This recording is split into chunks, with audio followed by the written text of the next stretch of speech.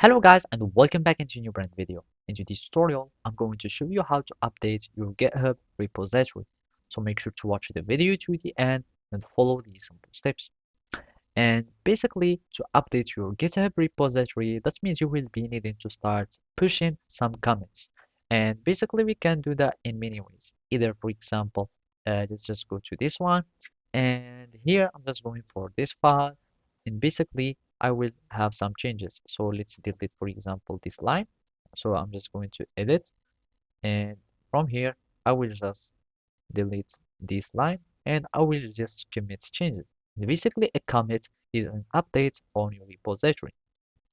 So either you can do it directly from here, which is not very advisable to start changing directly from your GitHub. And basically, you can start doing it from your local repository.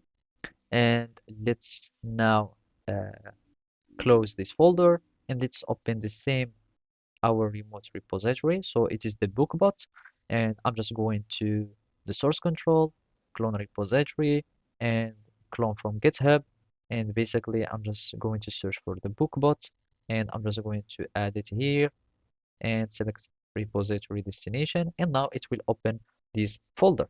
And by opening here, I will do some changes. And basically, uh, I will just add my changes.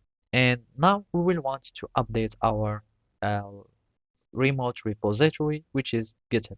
We can simply go to the source control and basically Visual Studio Code give us a variety of tools.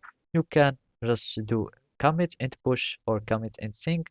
And I'm just going to commit and push my commit. And basically, I'm just going to close this one. And basically, it will push these changes and we will find that our bookbot will be updated. So if we go to the main py, and here we will find my changes. And if we go to the commits, so let's just go to here. And in the commit, we will find the name of my commit that I have just added in the commit messages. So basically, that's it. Thank you for watching. See you next time.